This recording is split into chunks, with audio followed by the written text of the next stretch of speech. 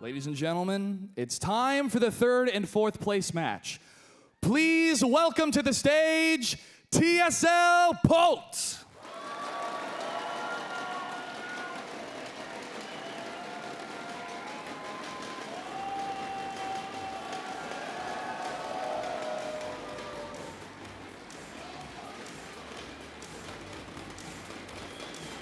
Polt, you have had such an amazing career so far in esports. You have performed so well in so many comebacks, showing the world how to properly play Terran. What would you like to say to all your fans, all the people that have supported you, and to everyone that's going to continue to watch you in 2013? Nowadays, Terran is having so hard time, and at this tournament, I'm the last Terran also. So all of the Terran fans, cheer for me, please. Thank you very much, Polt. Now it's time to introduce your opponent. Ladies and gentlemen, from Western Wolves, Sortof.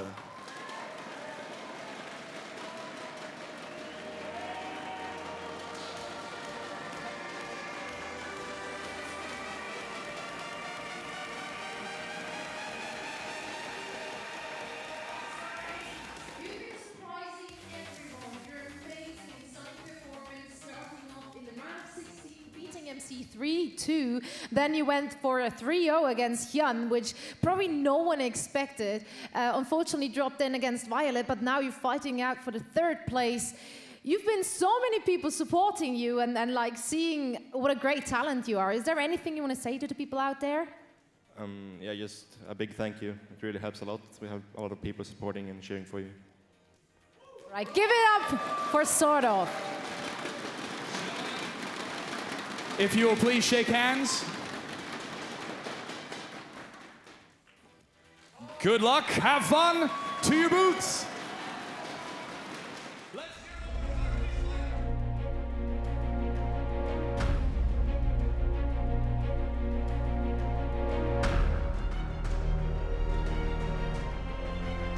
Oh my god, completely flanking Polt.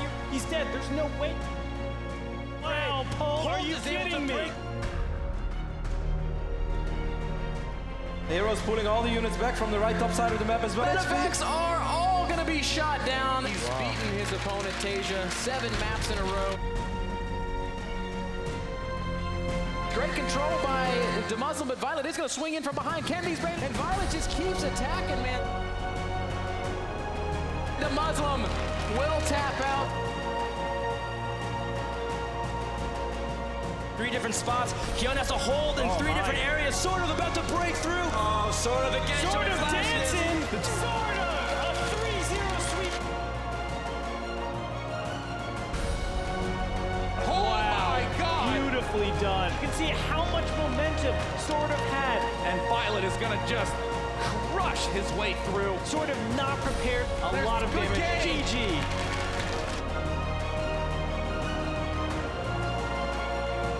Is really spreading Hero out. Hero can't be at every place at once. Hero, the humanity continuing to barrel in. Everything will fall, and Hero has done it.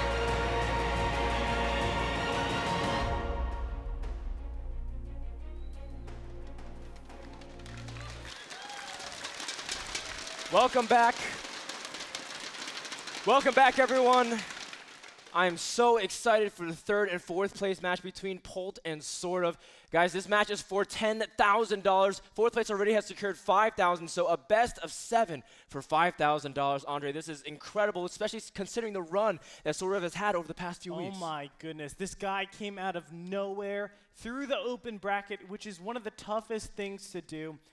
He beat out a lot of really fantastic Protosses in the playoffs and the wild cards, including Mana and MC, and now he's over here trying to get 3rd place in the North American Star League Season 4. Yeah, he's beating players like Symbol, and we've seen him beat Hyun on his way to the semifinals, falling just short to Violet because, you know, Violet's DVZ is absolutely amazing. There's nothing to be ashamed of, and you can look at Sortof's accomplishments. He still is pretty decorated over in the European scene, and he did get 2nd in our Season 4 Open, only losing to Golden. Sortof is underrated and underappreciated in his home country compared to some other superstars like Thorzane, Naniwa, Sasa, but it's time that he starts getting recognition. He's been playing phenomenally. That's right. And what's interesting about this guy is that he mainly got through the open bracket with his ZVZ. Then he goes into the wildcard playoffs and gets through with the ZVP. Now this is the big time where we'll see his ZVT shine through. And from what I've heard and seen, his ZVT is very, very powerful. Yeah, that's right, and it's going to be really tough for his opponent, Polt, to overcome. Although Polt is a guy that's always full of surprises. He always says, you know, against Zerg, it's really hard for me to play. I struggle against this race, but he always surprises. In the past 2 seasons of GSL alone, he's beaten Damaygu and Sniper. And then in IPL 5, he beat Sniper again. That's a GSL champion, GSL Code S champion that Polt has already beaten, and he's already shown that he can beat players here like Golden in his TVZ. That's right, but you know, just that accomplishment alone really doesn't mean anything to Sortof, because look at his match against Hyun. Nobody was expecting a 3-0 victory for Sortof, but he pulled it off. And hopefully, or maybe, we're going to see that over here in our first game. We're going to kick things off on Daybreak for map number 1. Keep in mind, it's a best of 7. Winner takes $5,000 extra home. It's 3rd place match. Are you guys ready?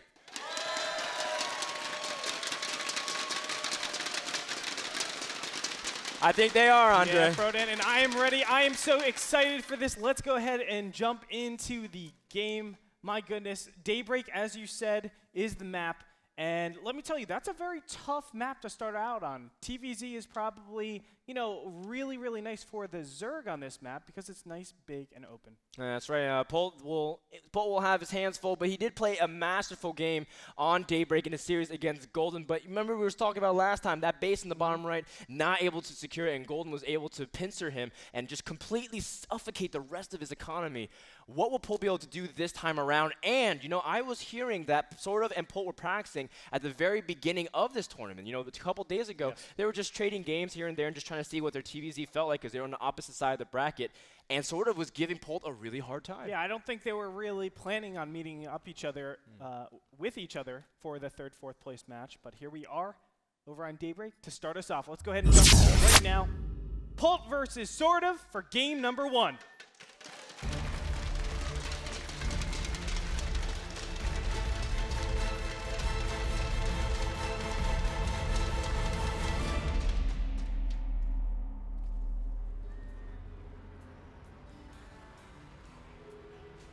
In the bottom left corner of the map, we have the blue Zerg from Team Western Wolves coming out really strong in round number 1, playing for the 3rd place prize in NASL. It is Western Wolves, Sortof.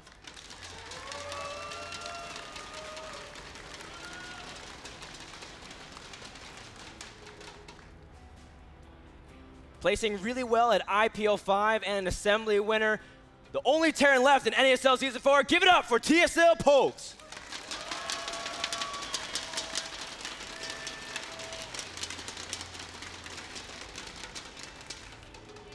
As we were talking about, Daybreak is a very big map, so we're going to see economic-driven builds from both these players. Polt has definitely been known to do those 14, 15 command centers very early on, and I'm pretty sure we're going to see that. You can see he hasn't made a barracks, so it is indeed a command center first.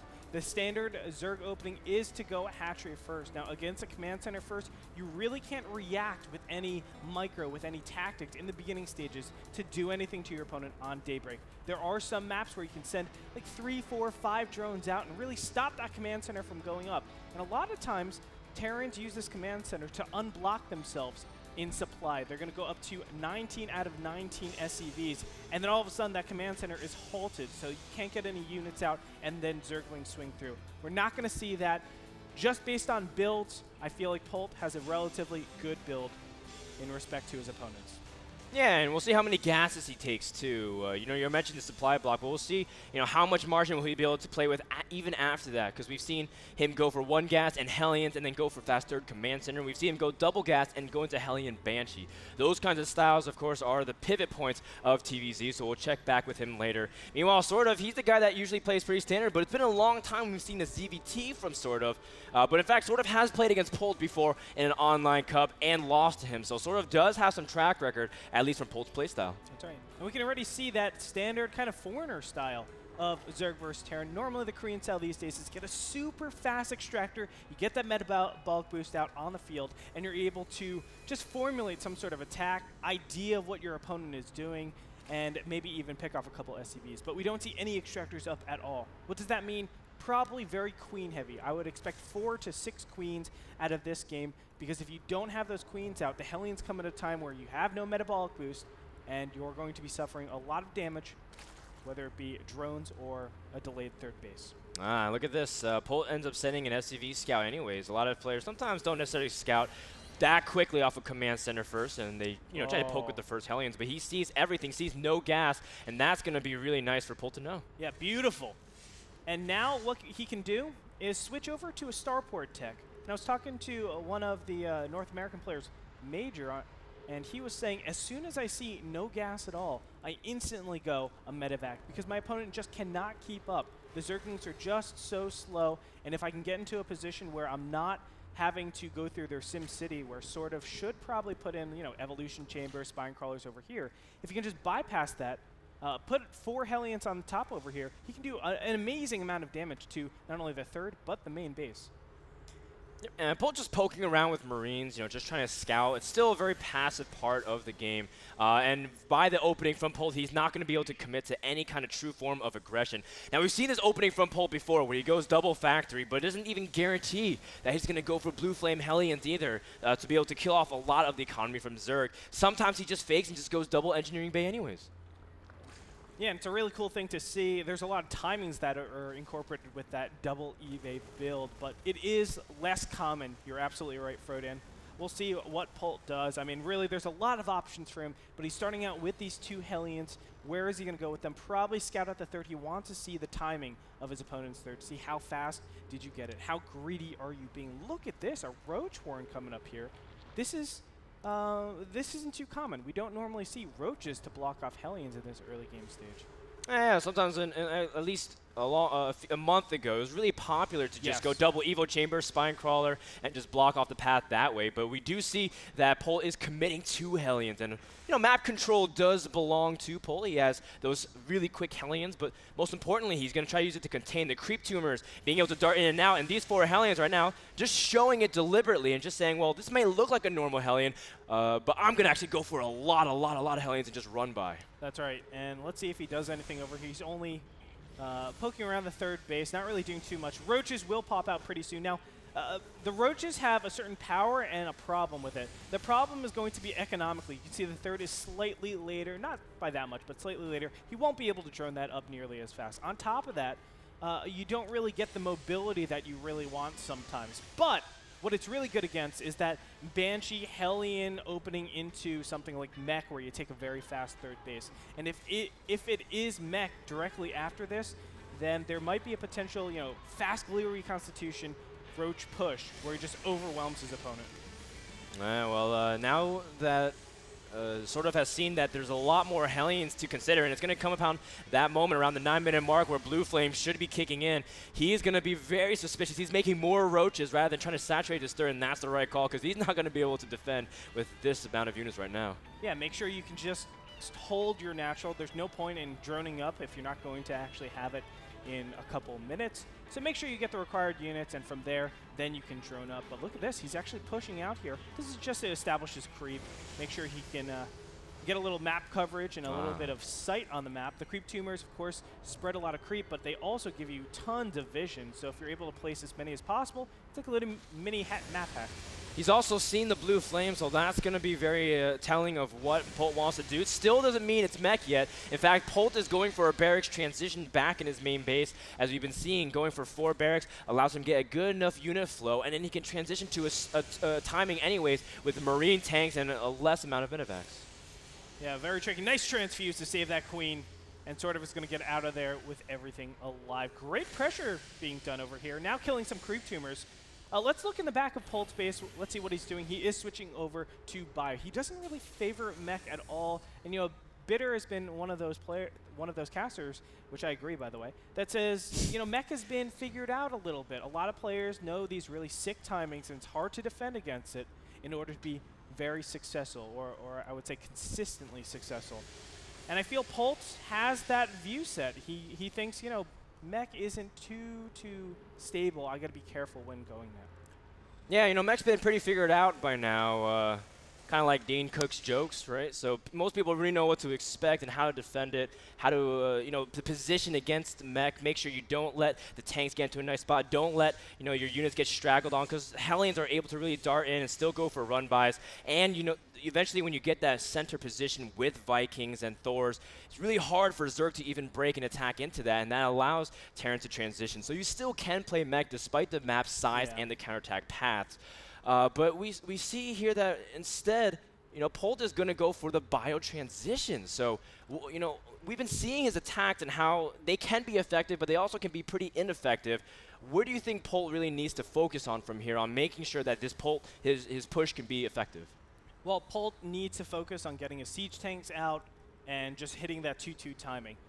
The real power is going to be the quality of his units rather than the quantity. He got his production a little bit later. On top of that, he got the 2 factories. So it delays, you know, the barracks. It delays a lot of the Marines. But what it does, it starts you off with 2 factories. So you will have siege tanks. He has to now ask himself, where do I want to attack? What's the position where I can get my siege tanks to be optimal? And unfortunately, Sortof has expanded to the perfect location, which is the top left. It's really tough to go over and push and get your siege tanks, let's say, over here before being cut off, let's say, back here, or even prone to some counterattacks. Trading 4th or 3rd for the 4th is a really good idea for Zerg. So I feel like this build, even though it's going to be still powerful, it's not the absolute optimal, but he kind of chose that in the beginning. Well, remember, he's been on double factory production for a long time, so he has way more tanks than normal, and he's pushing at a kind of off-timed, I guess, timing here, because most of the times you wait for 2-2, but it's only just started. It's sort of going to be prepared. He does get a fungal, but, you know, I mean, there's still so much more where that came from. Polt has so much supply and just raw DPS. Yeah, I kind of like this. He realizes I don't really have the capacity to push all the way, but I can at least push to take some map control.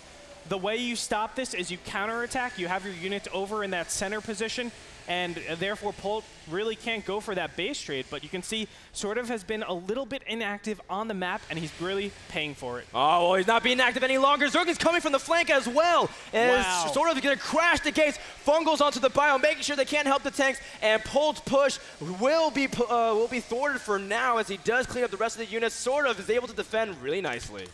Very beautiful play by Sortof, guys. His +2 armor was so important in that last attack. The +2 with the roaches allows him to tank so much better against those Marines, and then all of a sudden he just places that single fungal growth, and all of them just evaporate. Now Polt trying to get his 4th base, but by the time 2-2 finishes, does he have a push anymore, Frodan? The answer, of course, is no.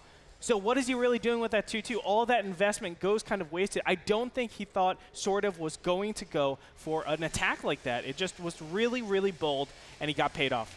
And Polt was at 10 tanks, now only at 2.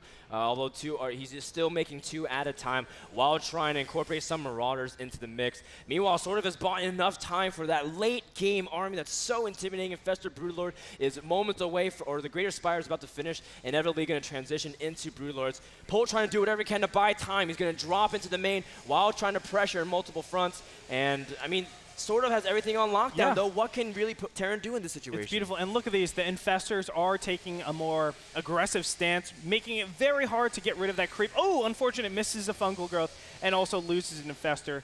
But if you have really superb control, you're going to be able to stop a push like Marines and Marauders from really advancing up and killing all the creep. It's just very hard against a caliber player like Polt. But at this point, that Hive Tech is incoming. The Broodlords are on the way, and it's going to be very dangerous in a couple of minutes for Polt. How is he going to be able to deal with this kind of premature Hive Tech? Yeah, you know, sort of doesn't necessarily have like a huge infestor count. He's got 7, but Broodlords are enough to kind of push any amount of tanks away. And if you have enough fungals to keep the Marines at bay, then it's just lights out for Terran. So Polt, as soon as he sees the Broodlord count, if he's able to still hit before, then maybe he'll push. But until then, he's still forced to play passive. In fact, he's starting his 5th base, so I think Polt already knows that his timing window is closed. Yep. He's also starting some starports. Here comes the Broodlords. And unfortunately, you don't want to lose these siege tanks. They're actually so important because they protect you a little bit from the infestors that are approaching very fast. Oh, Polt trying to flank also with a pack of units in the bottom center of the map and maybe try to snipe some units, but Sortof already has Zerglings and Roaches in position to deal with it, although Polt's able to hold on, and he's going to pick up here and double drop into the main. Polt's able to bait out the Broodlords and the Infestors to the top half of the map, but he's really going to go for the main. Yep, it stops the push at the top part, and now he has to deal with this main. Beautifully done by Polt. You can see a couple of Zerglings are going to come over here. Mostly Marauders won't do that much damage against Zerglings, as they do 50% of which. Nicely done. Fungal and a couple infested Terrans. Oh, that's a big pickup, Andre. 20 supply. And, well, technically, Polt could trade out some supplies. He's starting to get some Vikings into his composition. He knows Broodlords. He needs a better way to answer than just Biotank. He has a quad drop also lined up. Oh, okay, so he's going to try to line up some of the units' attention to the top left and then quad drop, take out tech. But Sora's already prepared. Look in the main. He's making more Spine Crawlers and Spores. This is a great combination attack, though. I don't think the Spines and Spores will be available for this. But, oh, there are Overlords that can see this and to sort of react. Yes, he actually saw that way in advance, but still, that's 4 medevacs, not just 2 medevacs.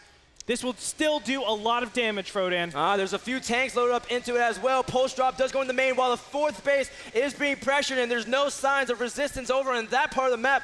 Polt's still holding strong in the main. There's 2 tanks get into position, and the Spores and Spines can't hold for much longer. Sortof's attention is drawn away. He is denying the bottom right base and trying to clean up the top left, but Polt is now here in the main, forcing a lot of units out of Sortof. And Polt, meanwhile, is able to secure his 5th base, drawing attention all the way, action all over the map. But it looks like Polt is still able to draw enough time to get his mass air units out. That's right. Beautifully done by Polt, just giving him as much time. Look at this. Ravens are on the way. Vikings are already out. You know, a lot of people think, oh, Broodlords are out, Infestors are out, I can win the game. But no, you have to still be very defensive until you get static defense up. Your drone count normally going from mid-game into end-game is very high. You need those drones out to be able to keep up with the Terran macro. But once you get these effective units, you actually have to trail off, get static defense, make sure your polar opposites are covered. So all the way on the bottom and all the way on the top. If they have static defense, then you can push out. You're a little bit less susceptible to drops, and you can really make your Broodlords, I guess, capable of attacking rather than always tracking units and trying to defend. So that's one thing that sort of really needs to keep in mind, as he is starting to spine up and spore up everywhere. I love what we're seeing, Frodan. Polt, again, trying to do a combination attack, going to the top, but also pressuring this Baneling nest in the middle of the map, as sort of going to land a fungal onto the bio and shut it down immediately. But of course, bio is not as useful as what Polt is trading for. Mass Ravens, getting a lot of Vikings, getting the upgrades like +2 and the Corvid reactor. So that way, when he has the Ravens popping, he'll have energy to catch up to the Seeker missile. And we've seen effective usage all throughout the weekend from both Polt and the Muslim. I can't wait to see how he's going to be able to engage in a good spot, especially Sortof, who's controlling his army very well. Now we have to look where the attacking point is going to be for Sortof. He's taking the 12 o'clock expansion. I like what we're seeing so far. Another very powerful thing that Sortof can do, especially with players that overdo it with Ravens, is a very dynamic Ultralisk switch. That is one of the most powerful things that you can do, because Raven Hunter Seeker missiles are not that effective against a 500 hit point unit. It's just not going to do too well. At least 9 Wings of Liberty, Andre. 9 Wings of Liberty, We're about to find out what's going to happen now. He does have to avoid clumping his Ravens, already trying to split. Where are the Infestors? They're all on the top of the map, and the Seeker missiles are already detonating. A couple of Broodlords are extremely vulnerable right now, but the Infested Terrans are being dropped to push back the Vikings. Polt trying to fall back to his planetary fortress that has to give up more space. Zerg anxiously trying to break through with so much infested energy left, and Polt might have to give up this base. Wow, beautifully done. But there is a counterattack drop going in the main. You can see 2 siege tanks. might be sniping out the Greater Spire. He really needs to do that. Takes out, I think, the spawning pool over here, so he can't make Zerglings. That's actually a critical hit. This is the only Greater Spire, the only Spire, and if it goes down, that's a huge momentum switch for Polt. Polt does hold the center of the map and push back the Infestor Broodlords while still doing damage. The Greater Spire falls, and that's going to allow Polt to target down the Infestation Pit. Infestor Broodlord is no more for at least a couple more minutes, and that'll give Polt time to rebuild an even stronger army. Sortof has a huge opening in his main. Now, he does control the top center of the map, but he's going to also lose his hive. That is so much time being bought. Excellent play from TSL Polt. Absolutely incredible. Dropping back, receiving the push, waiting until the Planetary Fortress is tanking most of the damage, repairing it, and then slowly working his way up to get the composition he needs to defend against those Broodlords. Meanwhile, he has that counterattack. That is his real advantage. It was successful, and you can see how big of a tech advantage he has now, killing both the hive and the Greater Spire and the spawning pool. Oh my goodness, he's cleaned up so much, and the big thing is Sortof, he's so far behind in that because he can't even make a lair without a spawning pool. He can't make a hive without the lair, can't make the Greater Spire without the hive. Things combine for such a long delay in the plans, even though Sortof still has a big standing army. Polt has bought so much valuable minutes off this game, and he also has a good economy. Last time we were in this position, Polt didn't have the bottom right base, but this time he does, and I can't see any upcoming minutes where Sortof can dislodge our Terran player. I agree, but look at that bank, though, Frodan. That is a pretty large bank for Zerg. I mean, when we look, what can he spend it on? Yeah, that is the big problem. But if there's a lot of inactivity right now, and if there's a good trade for Zerg, potentially there can be a really good, momentum switch. You can see 67 to 59 harvesters. I don't know where most of Polt's harvesters are, but here we go.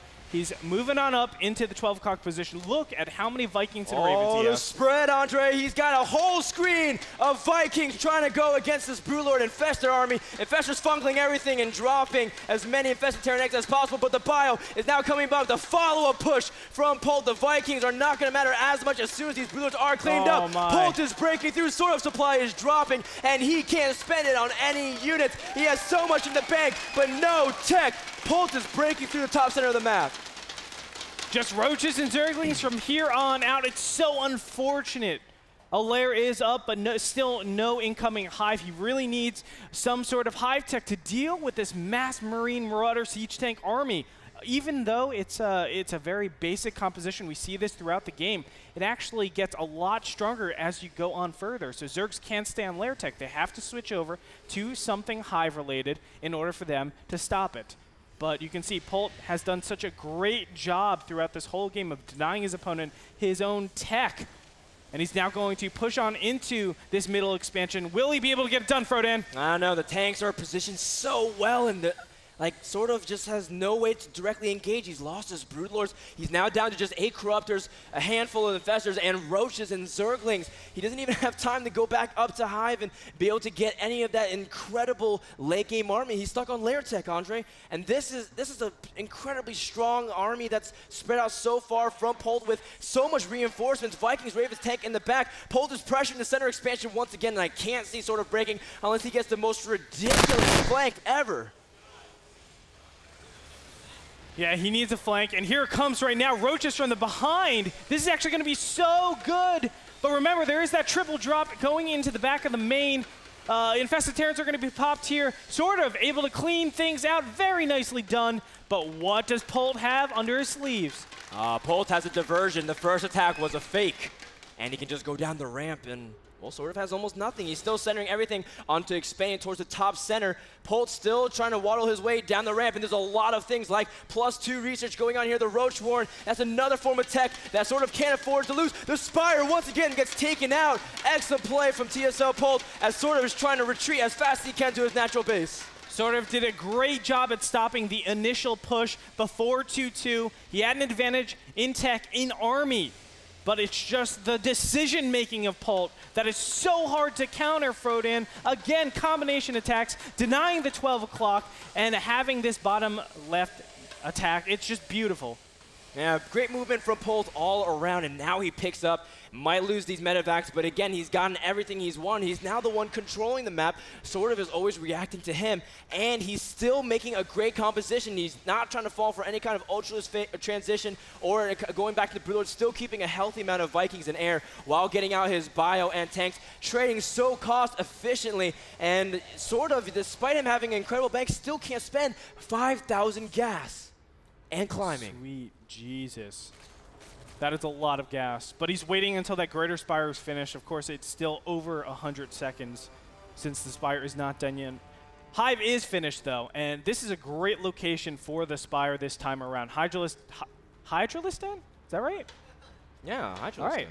TVZ Hydra. All right, so we get to see maybe some Hydras be able to get thrown into the Zerg mix. I mean, he's got so much resource that he just needs to spend. He doesn't have the availability of making those units. Oh, the Ravens want the secret missiles, but the fungal does land, and Polt might have to drop something, but he is trying to slowly push his way, and he's still making a lot more tanks to follow this up.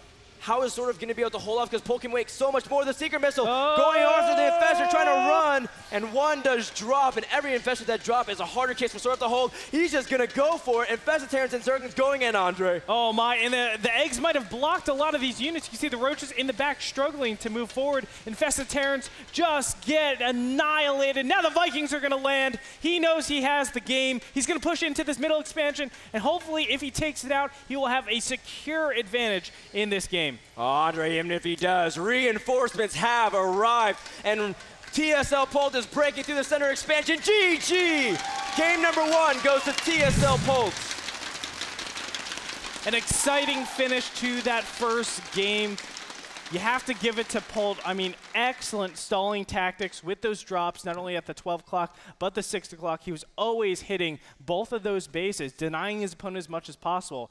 Sortof, he had static defense, and I was saying, yeah, if he has static defense, he'll be fine, but still, Polt is able to find these little tiny holes and just punish it.